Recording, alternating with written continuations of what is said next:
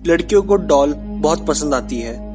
पर क्या हो अगर टॉयज यानी नॉन लिविंग थिंग्स में अपने आप चेंजेस आने लगे। ऐसी एक डॉल की कहानी हम आपको आज बताने वाले हैं जिसके नेचुरली हेयर ग्रो करते हैं। तो चलिए दोस्तों शुरू करते हैं। ओकीकू डॉल स्टोरी। दोस्तों ये कहानी तब शुरू होती है जब 1918 में जापान में सपैरो में 17 साल का बच्चा सुजुकी अपनी 2 साल की बहन के लिए एक डॉल खरीदता है। एक एग्जीबिशन में बड़ी सुंदर सी गुड़िया को देखकर सुजुकी को अपनी बहन के लिए डॉल खरीदने का आइडिया आता है। डॉल 40 सेंटीमीटर बड़ी थी और वो किमोनो में ड्रेस्ड अप थी। उस डॉल के बाल काले थे और शोल्डर लेंथ तक के थे। जब सुजुकी अपने घर पहुंचा तो उसने अपनी बहन ओकीकू को ये प्यारा सा तोहफा गिफ्ट दिया और उसकी 2 साल की बहन इस तोहफे को लेकर बहुत खुश हुई। ये डॉल ओकीकू की फेवरेट डॉल बन चुकी थी और दिन रात ओकीकू के साथ ये डॉल रहती थी। कुछ दिनों बाद इस डॉल को वो ओकीकू ही बोलने लगी। डॉल एक पल भी अब इस बच्ची की नजरों से दूर नहीं रहती थी।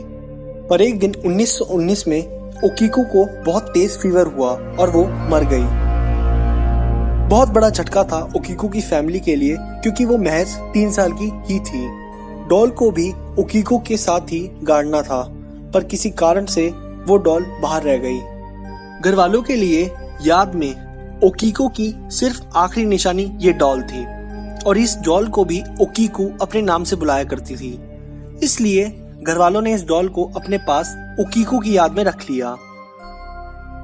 कुछ दिनों बाद सुजुकी ने नोटिस किया कि डॉल के बाल शोल्डर तक थे पर वो अपने आप कमर तक लंबे कैसे हो गए।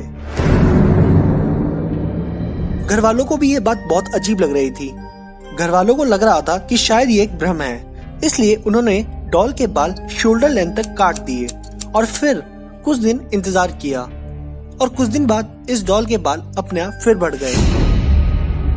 घर वाले इस हादसे से बहुत डर गए थे और उन्होंने 1938 में नए घर में शिफ्ट होने का फैसला लिया। घर वाले इस डॉल को अपने साथ नहीं ले जाना चाहते थे पर साथ ही साथ ओकीकू के प्यार में इस डॉल को लावारिस भी नहीं छोड़ना चाहते थे।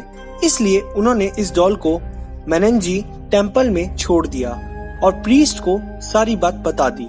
अब प्रीस्ट भी इस बात को देखना चाहता था कि क्या सच में डॉल के बाल उगते हैं, इसलिए उन्होंने इस डॉल के बाल शोल्डर लेंथ तक काट दिए जो कि फिर से अपने आप कमर तक आ चुके थे कुछ दिनों बाद। अब बात ये आती है कि ये सब हुआ कैसे एक डॉल जो नॉन लिविंग थिंग है उसके बाल अपने आप उग रहे हैं। दोस्तों बहुत लोगों का मानना ये है कि ओकीकू का फेवरेट टॉय ये डॉल थी और उसकी जान इस टॉय में बसती थी, तो इसी वजह से आज भी ओकीकू इस डॉल में कैद है। वहीं दूसरी ओर कई लोगों का मानना ये है कि ओकीकू की डेथ का कारण ये डॉल है क्योंकि इसी डॉल की वजह से ओकीकू की डेथ हुई। डॉल के मिडिल में किसी ने ब्लैक मैजिक करा था जिसका शिकार ओकीकू हो गई। बहुत से लोगों का प्रीस्ट का ये मानना था कि अगर इस डॉल में सच में ओकीकू की आत्मा है तो इस डॉल के हेयर का सैंपल टेस्ट करना चाहिए। पर सवाल फिर ये उठा कि सैंपल को कंपेयर किसके साथ करें क्योंकि ओकीकू को मरे बहुत साल हो चुके थे। मेनेंजी टेम्पल जो कि होकाइडो जापान में है, वहाँ इस डॉल को ओकीकू की याद में आज भी देखा जा सकता है। ये डॉल एक आम डॉल नहीं है क्योंकि हर साल इस डॉल के बालों को काटा जाता है जो कि नी तक आ जाते हैं। इन बालों का नी तक बढ़ने का वेट किया जाता है जो कि लगभग 1 साल में हो जाता है और फिर इन बालों को शोल्डर लेंथ तक काट दिया जाता है। आप सभी लोगों के मन में एक सवाल होगा कि आखिर ये इतनी शार्प डॉल है तो इसे डिस्ट्रॉय क्यों नहीं किया गया।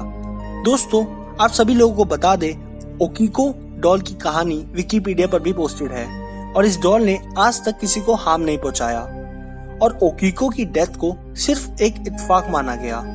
और दूसरी तरफ ओकीकू की डॉल के लिए पेरेंट्स ने टेम्पल से रिक्वेस्ट की थी कि इसे हार्म या डिस्ट्रॉय मत करना क्योंकि ये ओकीकू की आखिरी निशानी है।